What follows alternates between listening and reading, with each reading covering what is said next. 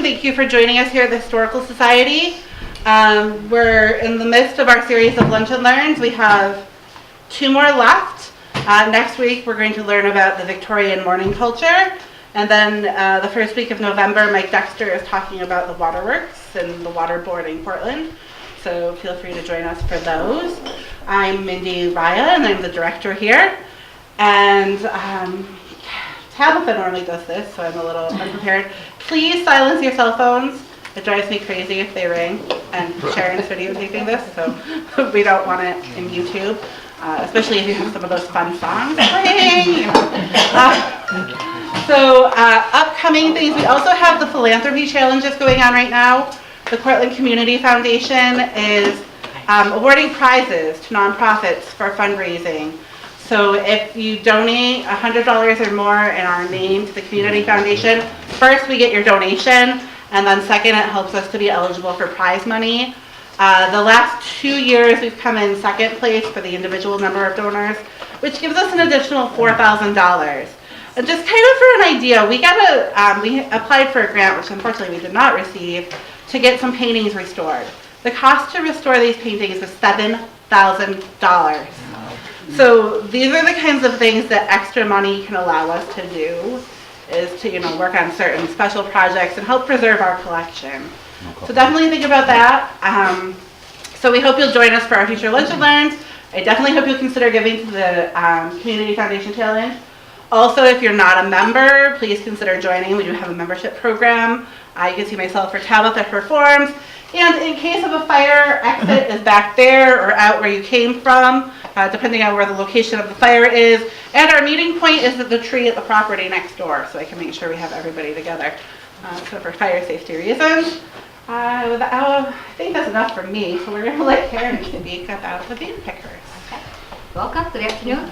My name is Karen Foresti Hempson. Foresti is my maiden name.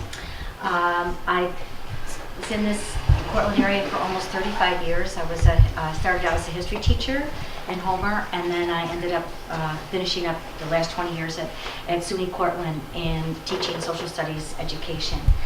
And throughout my life, this information has been in my head, and I do understand why older people like Grandma Moses, and why they start becoming prolific at such an older age, because you have the time. So once I retired, I just got started on all this information that was in my head. I came from a family of... You're right. I need your... She said it just works for her. Aim it at the computer. The bottom one. The bottom one. Oh, thank you. You're going backwards. Okay, I came from large Italian families on both sides. Like, this is my mother's side, and this is only part of them. I have 23 first cousins, and on my father's side I have like 23 first and second cousins. So lots and lots and lots of kids. Of course, we were all baby boomers running around, and but I was the type of kid that would just sit at the table laden with lots of food all the time. You don't go to an Italian home and not have food. So they would always be telling the old stories. Like, we didn't have it as easy as you had it. We had it. So all these stories came out, and I just remembered them, and I guess I innately had this sense of history about them, and I got very interested in immigration as a teacher as well, and also tried to teach my students to understand their heritage, because I was lucky. I knew my heritage. I had kids that had no idea where their family came from, and so I would, even both levels, 8th grade and college level, I made sure that people understood who they were, even to find out where the name came from. I just thought it was important. So we would just sit and talk, and these stories stayed with me. And once I retired, I started to say, well, I should write this stuff down, but I don't know if I'm any good. So I started taking some writing courses at local colleges, and learned that they liked my stories and how I wrote. So I kept going with it and kept going. So about 4 years later, this is what I came up with. So once I retired, the first place I came here, believe it or not, is here. And I just started my research here, and I've got some wonderful, wonderful articles on the Cortland bean pickers. Karen Pierce was really very instrumental in helping me get started, inviting me to the Bean Pickers reunion. I'm finding out there was bean pickers in Cortland, but my whole family started out as bean pickers at the turn of the 20th century. That they came here in 1908, and my parents in the 1920s and 1930s were bean pickers all summer long. They had no choice but to, they were city people, they lived in Utica, and just like in Cortland, the bean picker truck would zoom around between the neighborhoods, and people would get on the trucks in the back first and then fill in. There'd be like 40 people standing until they were taken to local fields. Now, my family went to Deansboro and to Vernon, okay, and there was a very big farmer named Hinman, and as a matter of fact, his descendants still have Hinman farms in Vernon as well. And so they picked beans and peas, and they stayed the whole summer, okay? So I've gotten a lot of information from historical societies. This also, I went to Ancestry.com. I took an account, you know, for about a year or so. And I actually found, this is the port of call of my grandparents who came here this is 1908, June 6th, and 3 of them was my grandmother, grandfather, and their little baby daughter. She was 2 months old when they left. Okay, so, and this research here, this is just among the documents I got. When my father was caught at Pearl Harbor, his ship was hit, so he had to get on another ship and come be reassigned. So here's a muster for the ship, the USS Bancroft, April in 1942, right after, in the spring, right after Pearl Harbor. So it was very exciting for me to zero in on these people and find them in places like historical societies and Ancestry.com. It was very exciting for me. Also, there was a Madison County Historical Society was very helpful. This is Hinman. Here's a picture of the man that they lent to me. Here's potatoes here, but out here in the back are the bean pickers. Okay, and I remember them talking about a roller skating rink. Whenever they got done picking, they, like 7 in the morning to 7 at night, there was a whistle that always blew to tell them when to break for lunch and break for dinner. And after dinner, the kids would go, and I actually found a picture of the skating rink as well.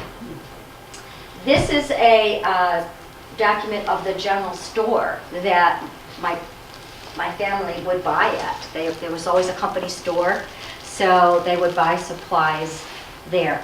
The fathers usually did not go bean picking. They would stay behind. They were laborers. They worked on the railroad. They worked in the brickyards. They worked in the mills, okay? But they would just send their whole family, their wife and their children, onto the trucks to the shacks. So then on weekends, they would try to get to their families and bring needed supplies like flour and sugar and meats and so on, okay?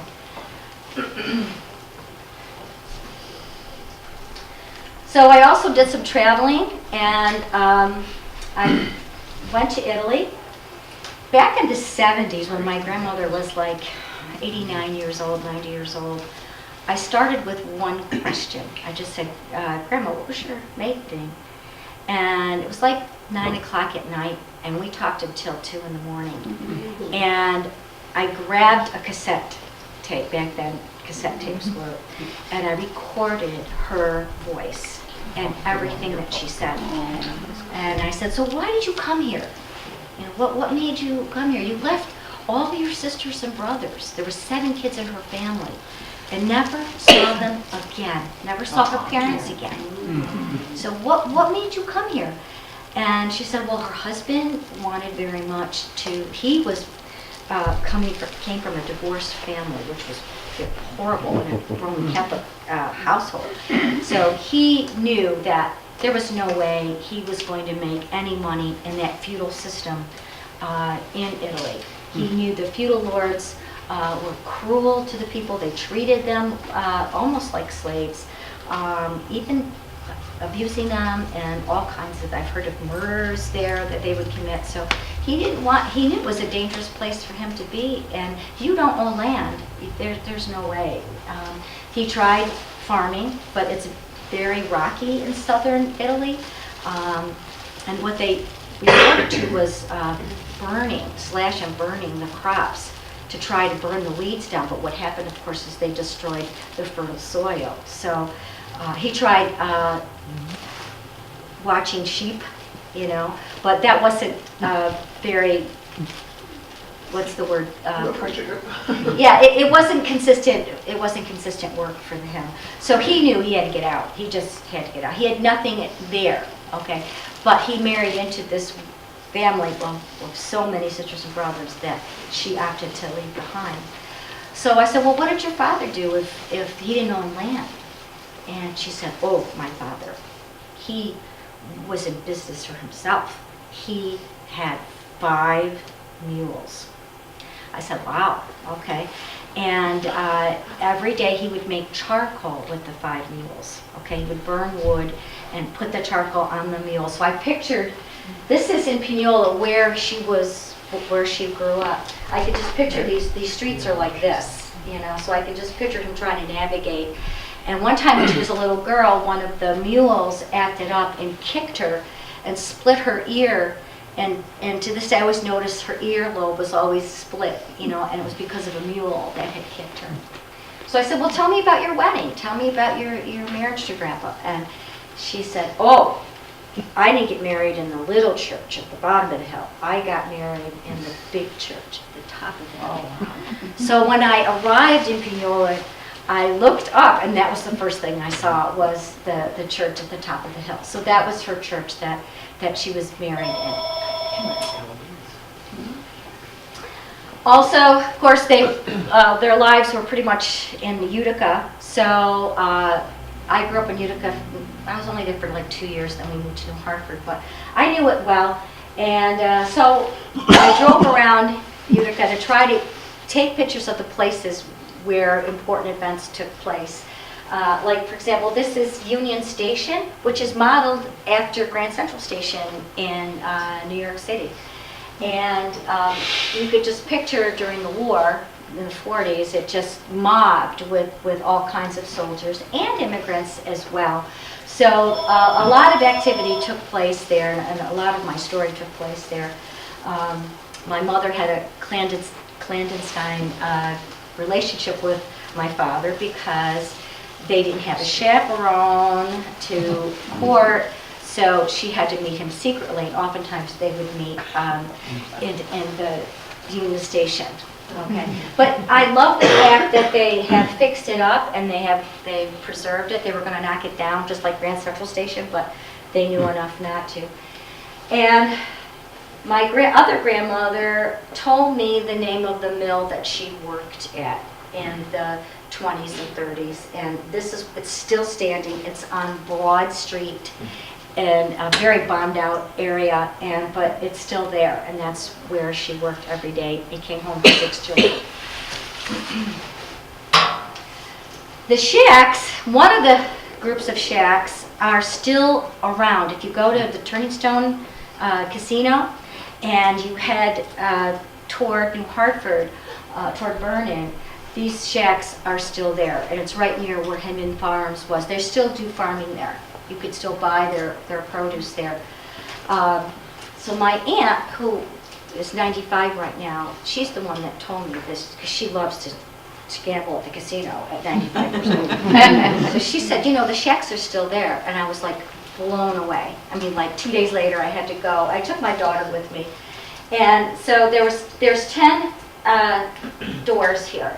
So when you open the door, you only have like a little space, just a long space here, empty with just a few shelves on it, and that was your apartment for the summer.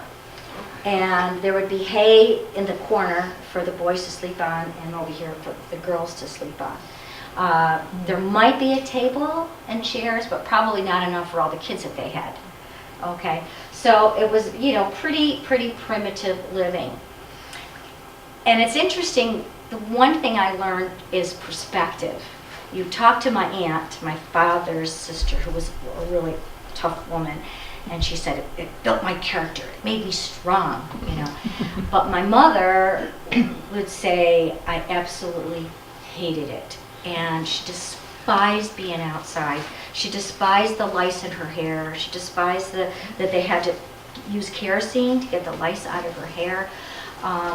To the point where, as a mother, you know, she had 4 children, you'd never see my mother outside, ever. She was always in the house. She would not go for a walk on a fall day or play kickball with the kids. Because it just destroyed her childhood, okay? So it depends, I guess, on your type of personality and how you react to the terrible conditions. This is this building is this building, it's just another perspective. And this is, or was, the kitchen. It amazes me that it's still allowed to stand there. But all 10 apartments had to share the one stove and the one kitchen. So when that whistle blew at the end of the day, there was a rush to get to those stoves, to get their supper started.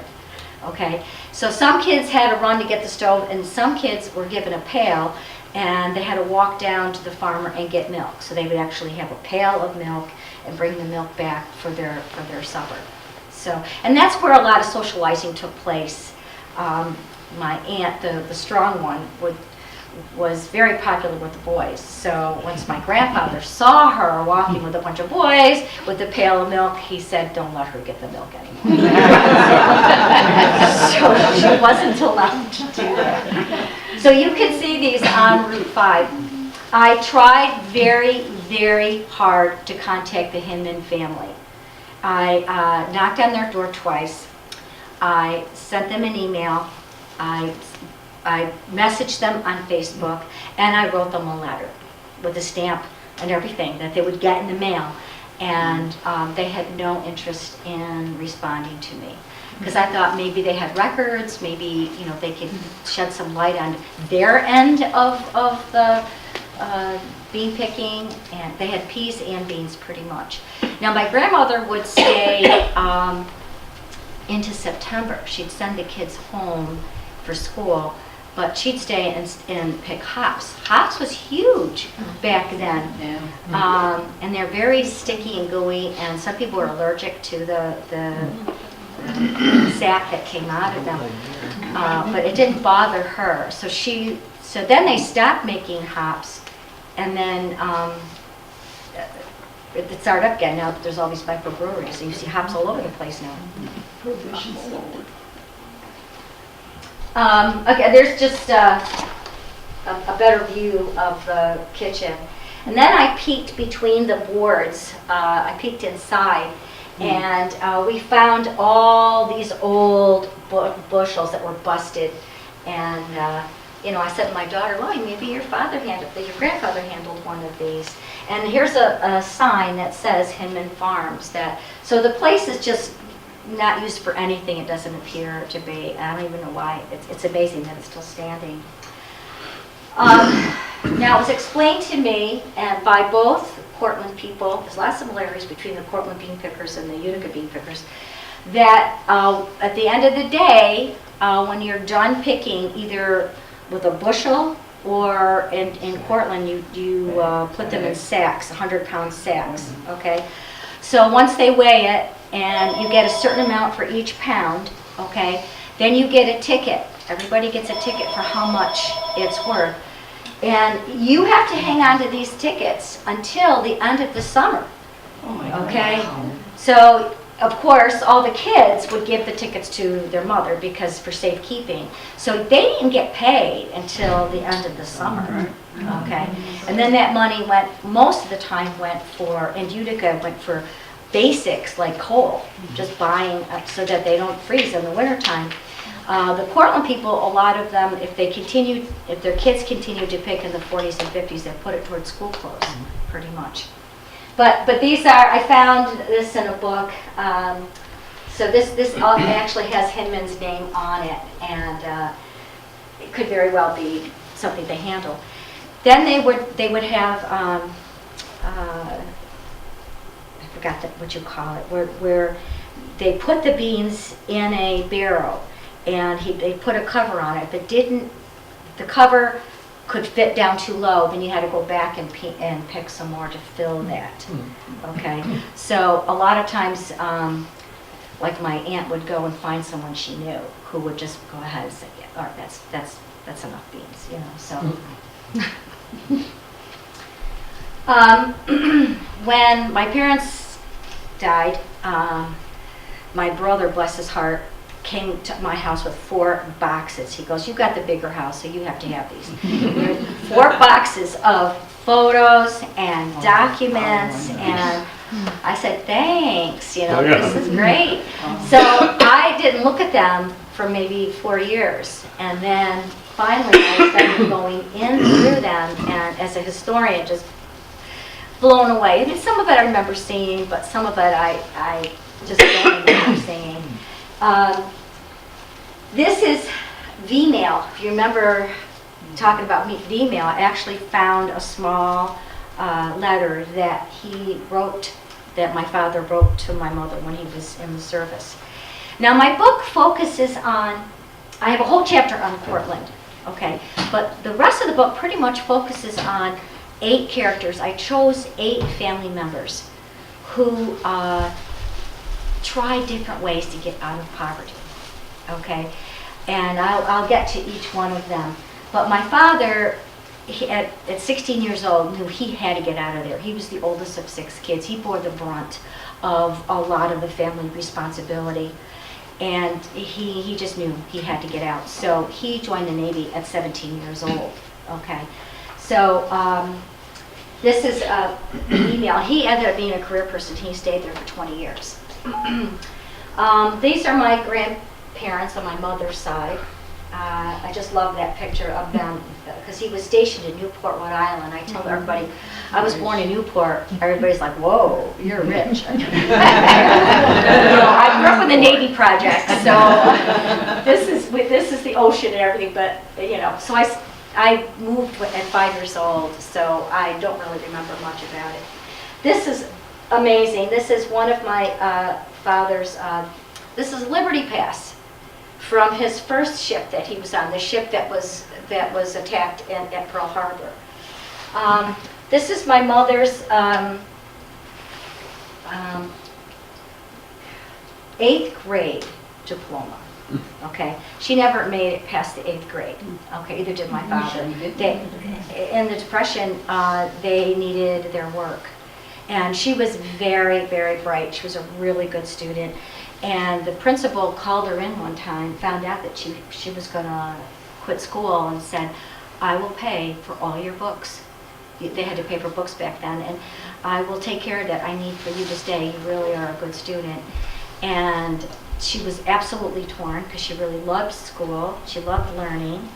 But she couldn't do it. She had to, if you remember the NRA, the National Relief Act, they didn't qualify for it because there was like 2 members of the family that were working, so they didn't get. And I used to tell my students, relief is the old word for welfare. They didn't have welfare back then, but they called it relief. And to go on relief was just humiliating to them. But they knew that they had to have some way of applying. So then that's why kids were pulled out of school at 16 years old and had to go to work. So she ended up working in a laundry, you know. So she went from the hot bean fields to a hot laundry, you know, having to wear her head in a turban and, you know, sweating and everything. And I love this picture. I think he's maybe 18 years old. This is my dad, who he wanted to be a printer.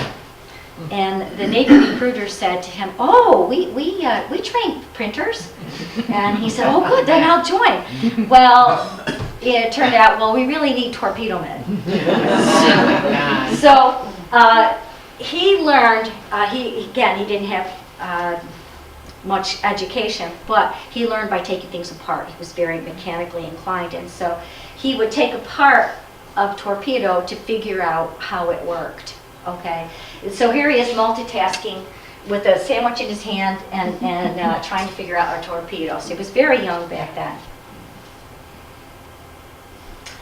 Okay, the 8 characters I chose because I found their stories to be very interesting. And a lot of the stories I didn't learn until I was in my 20s, that I didn't know really what happened. This is my grandmother's brother, so it would be my father's great uncle. He came on the boat with my grandmother. My other grandmother came with her family. Okay, so there was 7 of them, and I think her mom, it was an arranged marriage, and she married Giuseppe. But Giuseppe took their first son, Frank, and the 2 of them left for America. And they worked as laborers until they could make enough money to send for the rest of the family. It took 20 years. Because I looked at their ship port of call. They got here in 1890, and my grandmother didn't arrive here until 1916. So she really didn't know much about her dad. Now, he was able a couple of times to come back and visit the family in Italy, but for the most part, this great-grandmother of mine raised her family pretty much alone.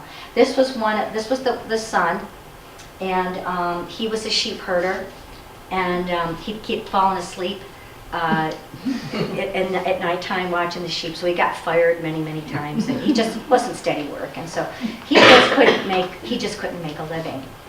And he told me the story. He had a job on the New York Railroad. They built the railroads pretty much, and he remembers it was lunchtime, so they all sit down. He's got this nice sandwich of sausage and peppers or whatever, and he's sitting there ready to eat it, and a train goes by. That's how close he is to the tracks when they sit and eat their lunch. Well, apparently someone on the train used the bathroom, and it splashed all over his sandwich. And he just like, okay, so he didn't have anything to eat the whole day, and so he just hated unskilled work. He hated being a laborer. So he connected with some bootleggers. So we're talking now, this is the late 20s and the early 30s when the prohibition was in effect. So he made a ton of money bootlegging, okay?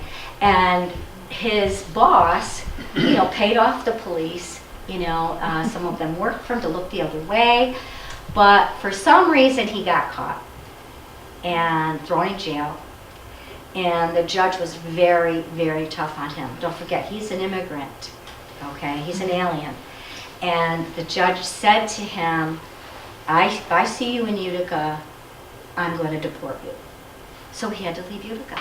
I mean, an Italian family losing a family member, my grandmother was just crushed. So he had to leave. And he went to New York City, and he took up with this Jewish girl who was a vaudeville actress, very colorful. And the 2 of them opened up a modeling and a models and strippers agency. So when he came back to Utica, like 10 years later, he would just take a wad of money out of his pocket to show how wealthy he made. And you could even see him dressed. Yeah. What? Very handsome. Yeah, very slick, cool dude. He really is. But then he realized he was an alien, and don't forget, the Italians were the enemy during World War II. So I found this in the box. This is his naturalization papers that he decided to become a naturalized citizen, so that he doesn't ever get deported again if anything else goes wrong. Here, this is his younger brother, Raphael. Ralph and me and I were very, very close. He lived to be 100. Oh. He died a year and a half ago, about 2 weeks after his 100th birthday. And this is him at 17 years old. And he was a crackerjack baseball player. And everybody wanted him on his team. He just was really, really good. And I guess he worked for some mill, and they wanted him on their baseball team that they would play in the Sandlot. And he would win many, many championships for them. He was a first baseman, but he was a lefty. He was a lefty batter. Let me see, do I have anything more? No. Just real quick story about him is when he was in the bean fields, he would get so dark, so black, that one time a Negro team came up to him because they saw him play. And they said, "You can make a lot of money if you play with us." And they used to barnstorm to Albany, Ogdensburg, all around. And you come with us and you can make $25 a game. Okay. Now, he couldn't even see $25 a week in the bean fields. So he said, "I'm going to do it." So he had a roommate, and of course they couldn't stay in certain motels. Of course, the life was segregated back then. Then, after the summer, he would go back to the mill, and he got a job in Utica Radiator. And the way I understand it is the radiators were like molds, and they would use sand, and there was these big African Americans guys that would, they're called shookers, and they would shake the sand out of the mold. Then they would pile it up and hand it to him. And so his job was something to do with with the mold. Well, he was trying to slice something, and he averted his eyes, and he got these two fingers sliced off of his left hand. Okay. About a week before that, he had just gotten a contract with the Buffalo Bisons. It was a minor league. He had just signed a contract, so he figured, I'm off to the major leagues. And so, of course, he had to report that he lost his two fingers, and of course they reneged on the contract and said, forget it. And it was very heartbroken for many, many years. But he was a very positive man, and it was easy to be bitter, but he never became bitter about it. And when his fingers healed, he had, there were just two stubs. He had no nail beds or anything like that. But he loved baseball so much he continued to play, so he would wrap his fingers with duct tape.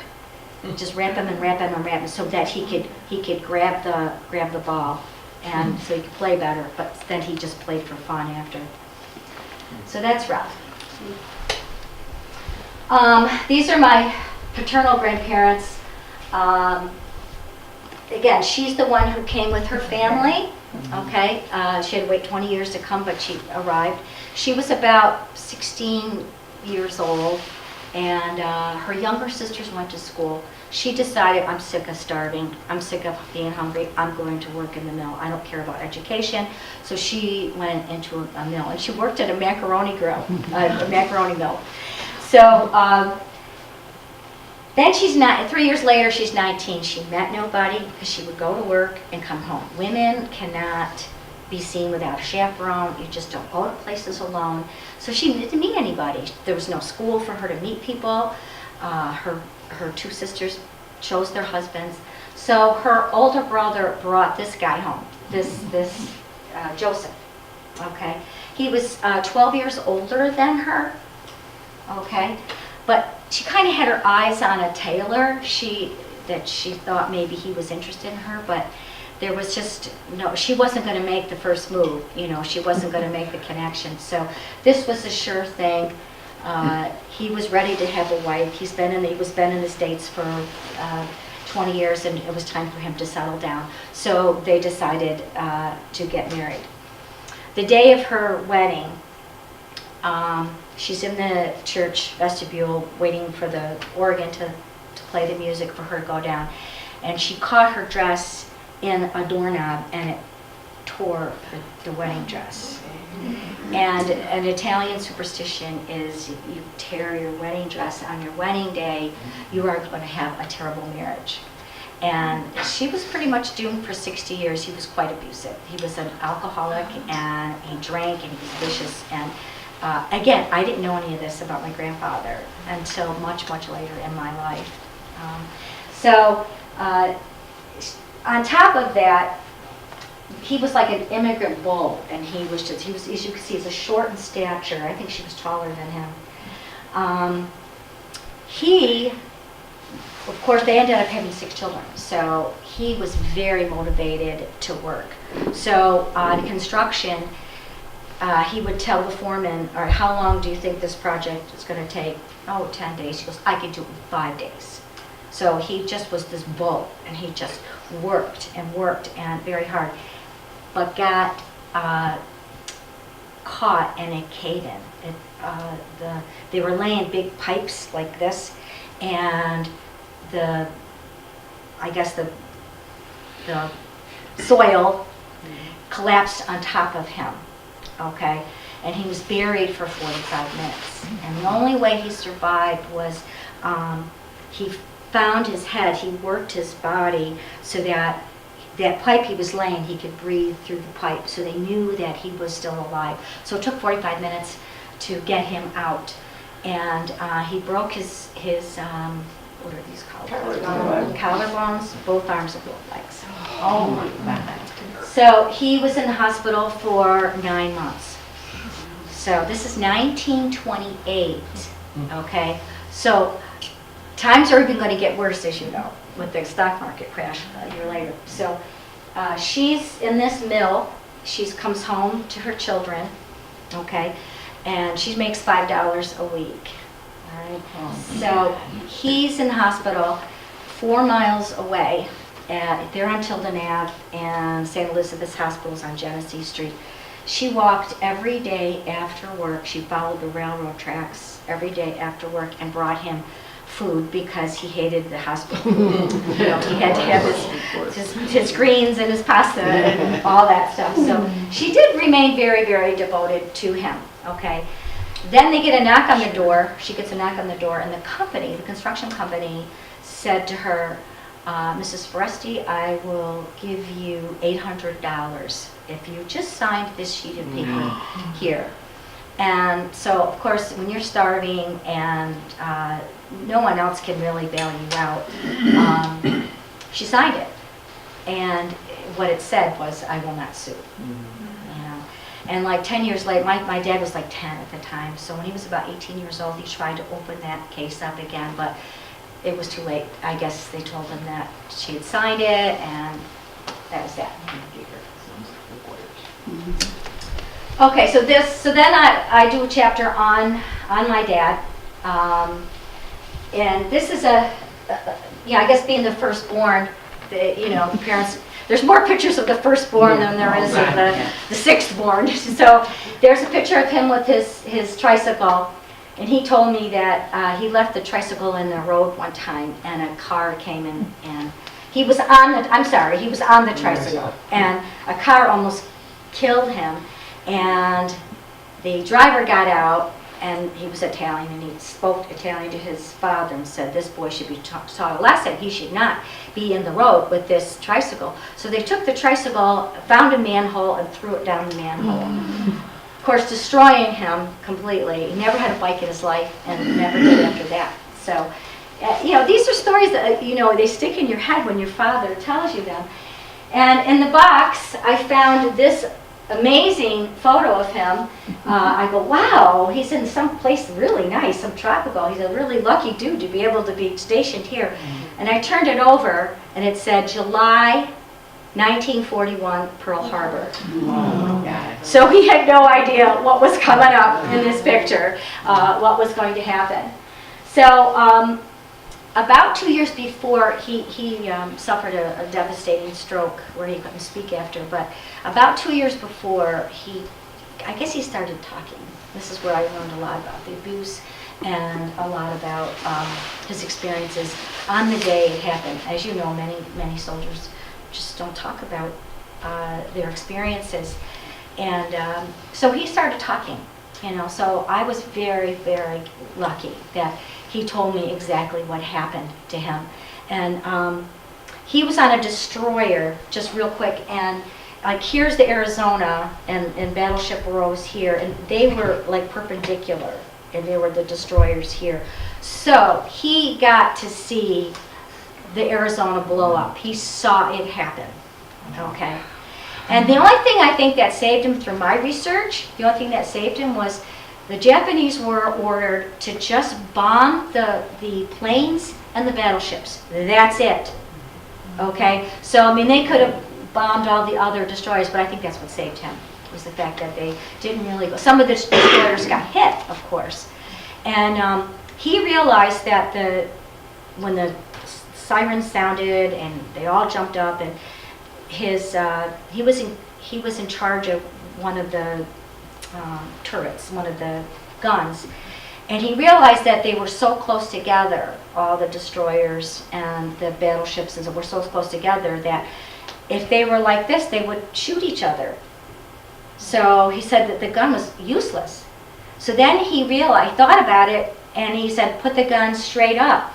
So then they started shooting up in the sky, okay, hoping that if they have a barrage of bullets, some of the planes would go into the bullets. So they were able to down one or two planes. No one knows whose bullet killed what, So, and this, one time a reporter appeared in our house, and it was the anniversary of Pearl Harbor, so they interviewed him, and the photographer said, you have to be very serious. This is a very serious story, and you have to be serious. So none of us were smiling except me. It's like I couldn't help myself because the photographer was there.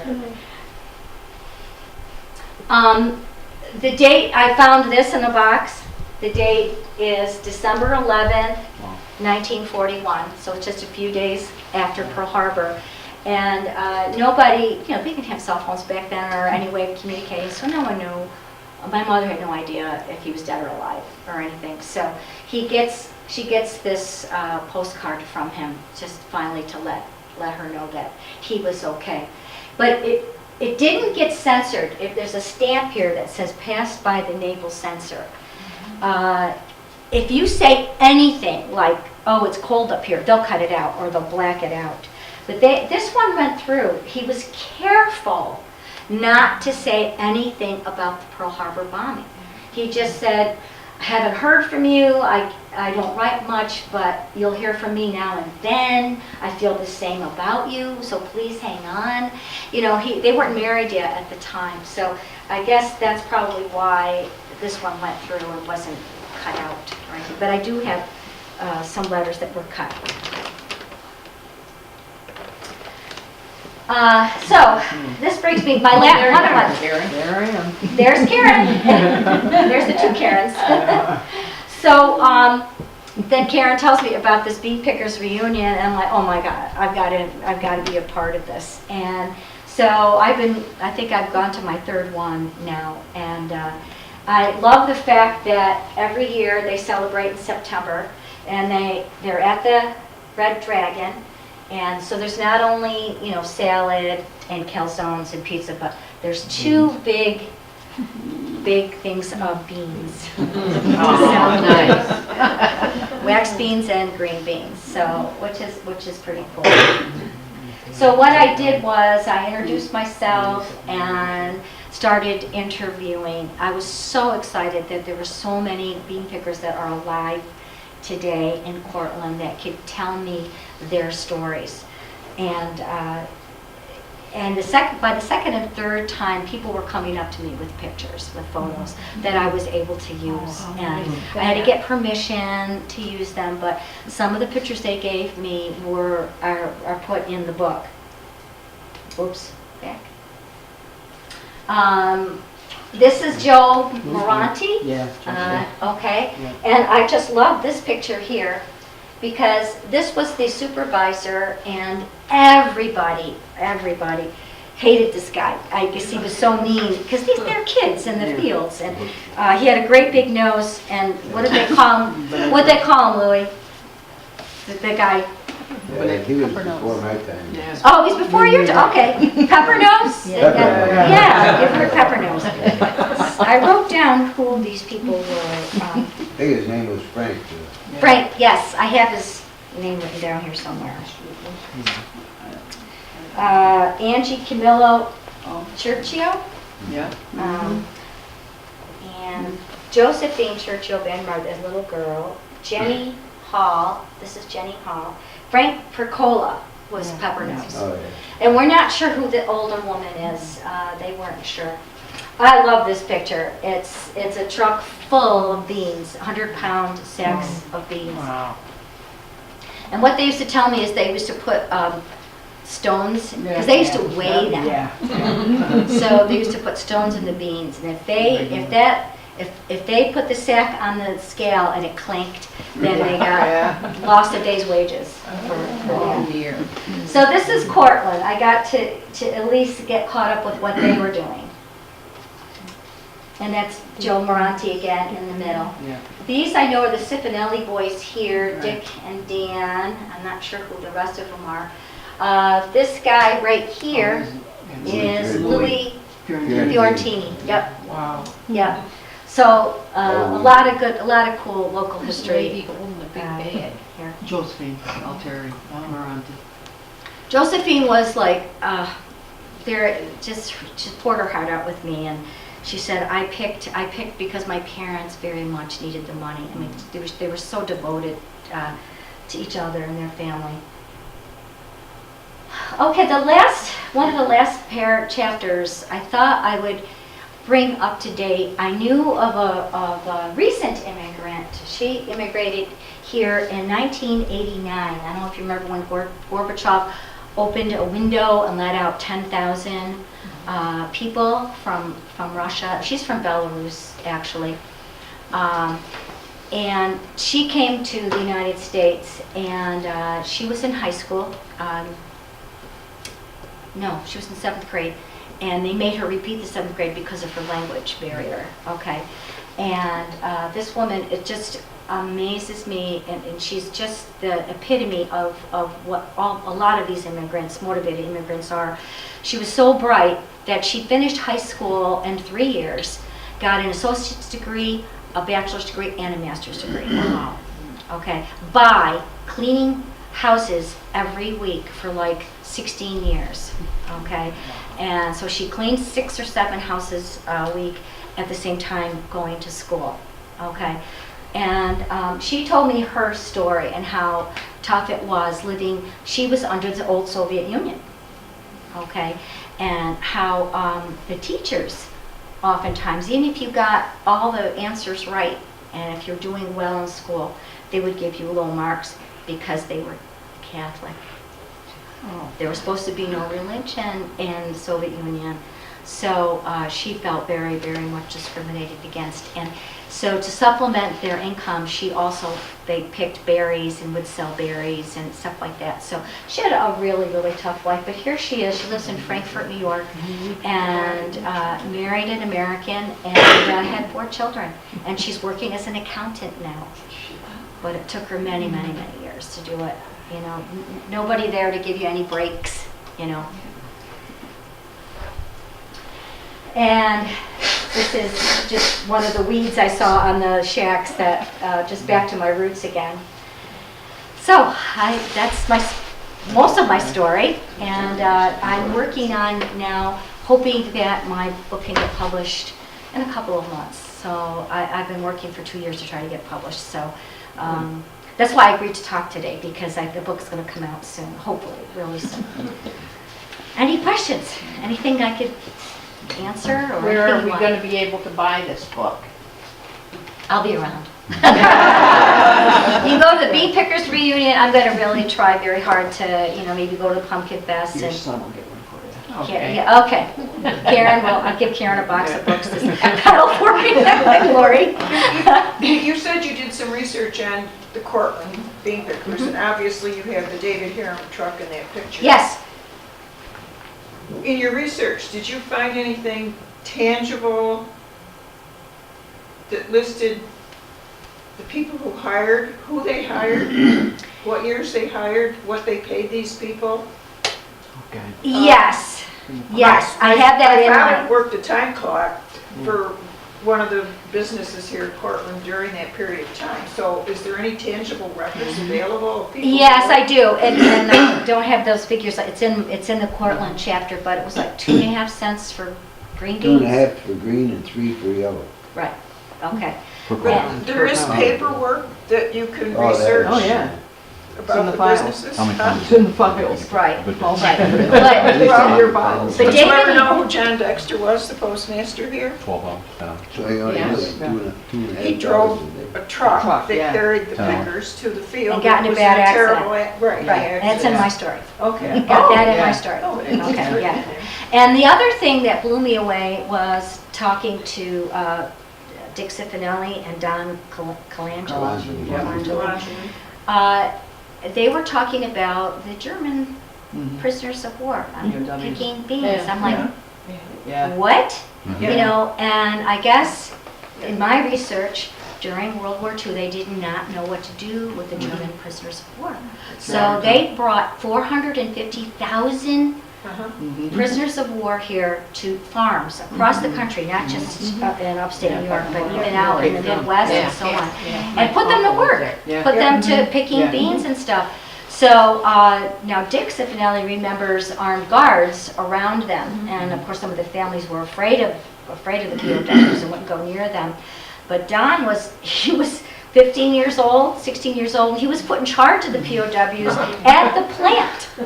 And he had to show them what to do when the beans came down the conveyor belt and how they were put in the cans. And so he would tell them through motions, he didn't speak German, how to do it. So we had a very large population of German prisoners of war that was kept secret. Only the bean pickers knew that there were German prisoners of war here. My uncle was an MP up at Fort Drum, and he was with those Germans. Yeah. Do you know where they stayed? Because we think, I don't think that- I'm just thinking Yeah. about how we never ask questions.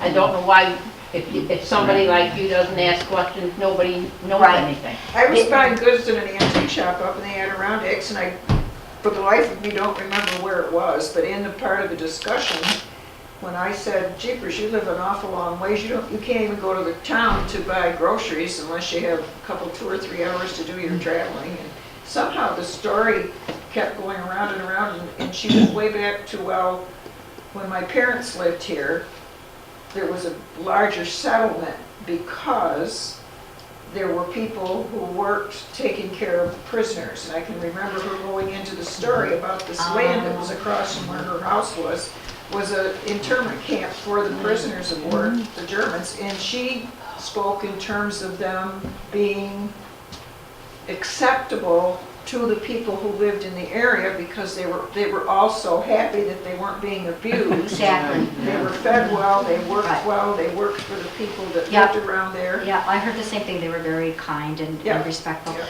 There were some barracks, you know where the waterworks is, across the way before the college hill. built. Right.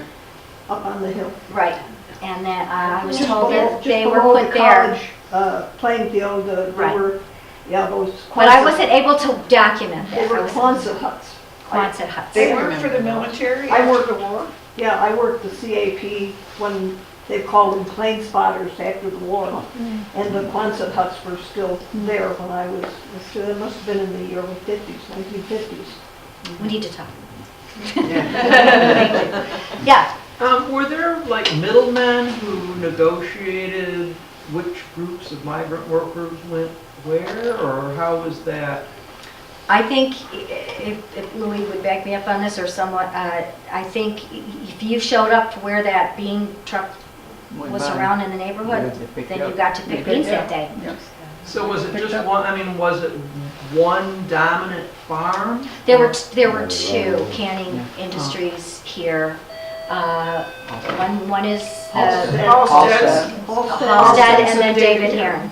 Right. Halstead. And they shut down, I think, in the early 50s. So Hurricane Hazel went through and destroyed the buildings between here and Homer that Right. were, You know where Footy's Freeze is on Tompkins Yeah. Street? Yeah. And Uncle Louie's, those were all Yeah. bean fields. Right. And, Yeah. and the Halstead was there. Yeah. Their plant was right there on Tompkins So Street. far away that we went to the games and it wasn't that far. There was a field where the PNC is too. Yes, yes, in the Riverside And area. then East Homer, on the hills, Right. McLean, Near Route the, 90. they're all over. right. The good ones were by the river on the hot. Did I go summer over the time? I'm sorry if I it's did. fine. Yeah, fine, yeah, it's just after one. Oh, okay. You have a rapt audience. I'm happy, this We don't is, leave till we want to. you talk about this every day. So, any other questions or anything? All right, and, maybe Cortland Standard, I'm going to work with Evan Geibel to see if I can get my book announced, so we'll let you know through the Cortland Standard. But thank you so much.